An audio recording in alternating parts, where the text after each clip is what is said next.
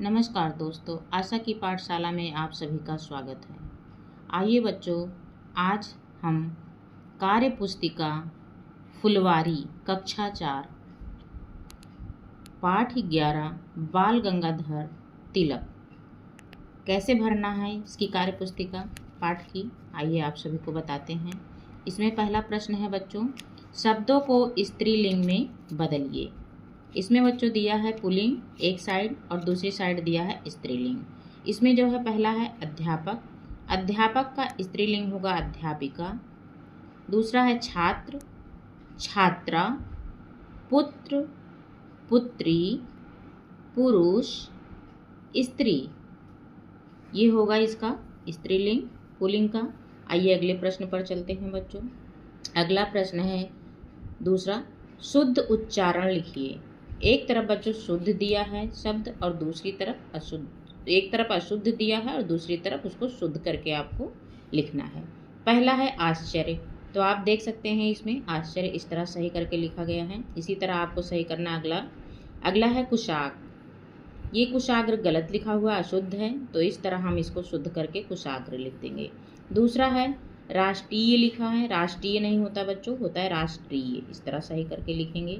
अगला है संघर्ष, संघर्ष बच्चों इस तरह लिखेंगे सही करके। अगला है आकर्षित, आकर्षित आप इस तरह शुद्ध करके लिखेंगे। और अगला है रुष्ट, रुष्ट में आप जो है इस तरह शुद्ध करके लिखेंगे। आइए अगले प्रश्न पर चलते हैं बच्चों। अगला प्रश्न दिया है बच्चों, निम्नलिखित शब्दों में ता लगाकर शब्द बनाइए और अपने वाक्यों में प्रयोग कीजिए। एक तरफ शब्द दिया है, दूसरी तरफ नया शब्द बनाना है आपको और उसका वाक्य में प्रयोग करना है। पहला दिया है निर्धन, निर्धन का होगा निर्धनता, उसमें ता लगाना है आपको। इसका वाक्य प्रयोग होगा निर्धनता जीवन के लिए अभिशाप है। इसी तरह हमको अगला कर लेना है स्वतंत्र, स्वतंत्र का है बच्चों, इसमें ता लगा के स्वतंत्रता बनाएंगे। फिर इसको हम वाक्य में प्रयोग कैसे करेंगे, भारत को 1947 में स्वतंत्रता मिली। अगला है चमक, चमक का हम कर देंगे चमकता, इसका वाक्य में प्रयोग होगा सूरज आसमान में चमकता है, इस तरह वाक्य में प्रयोग कर लेंगे। अगला है अध्ययनशील, इसमें हम ता लगा के अध्ययनशीलता बनाएंगे और उसका वाक्य में प्रयोग करेंगे उनकी सफलता का राज उनकी अध्ययनशीलता है। अगला है तल्लीन, तल्लीन का हो जाएगा तल्लीनता, वह अपनी पढ़ाई में तल्लीनता से जुटा है। अगला है राष्ट्रीय, राष्ट्रीयता कर देंगे। फिर इसका वाक्य में प्रयोग करेंगे किसी व्यक्ति को कि अपने राष्ट्र के प्रति निष्ठा और प्रेम की भावना, ये जो है वाक्य में प्रयोग हो जाएगा। अगला प्रश्न देखते हैं बच्चों।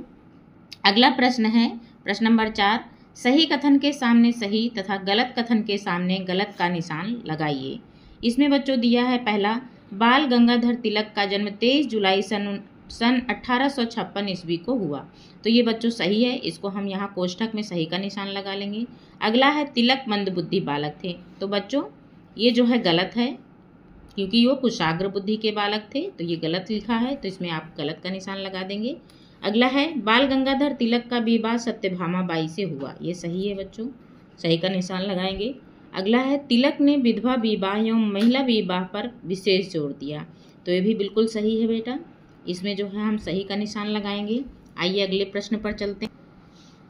अगला प्रश्न है बच्चों प्रश्न नंबर 5, नीचे दिए गए सर्वनाम शब्द का बहुवचन रूप समझिए और अन्य सर्वनामों के बहुवचन लिखिए। इसमें एक तरफ दिया है सर्वनाम शब्द बच्चों और दूसरी तरफ बहुवचन रूप।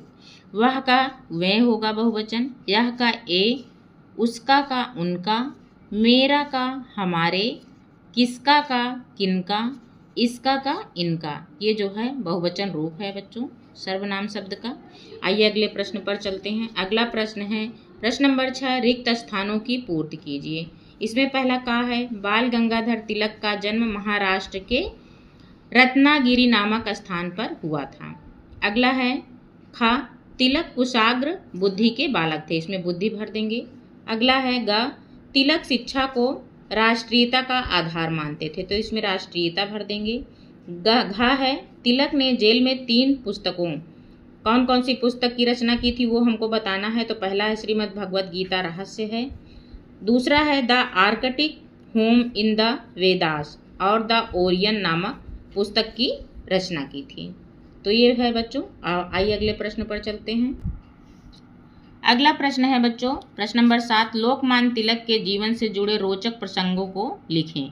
तो इसमें आप कुछ रोचक प्रसंग लिख सकते हैं बच्चों, जैसे हमने लिखा है, आप इसको देखिए और भरने की कोशिश कीजिए सब लोग।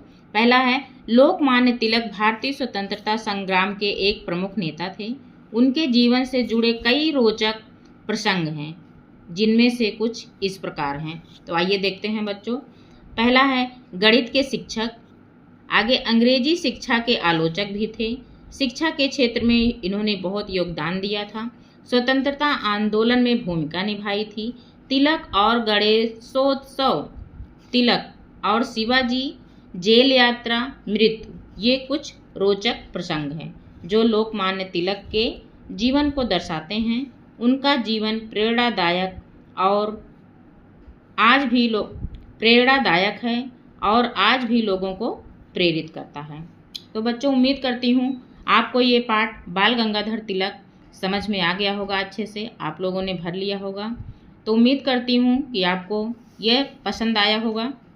पसंद आया हो तो हमारे चैनल को लाइक, शेयर एंड सब्सक्राइब करना मत भूलिएगा। मिलते हैं अगले वीडियो में, तब तक के लिए बाय बाय।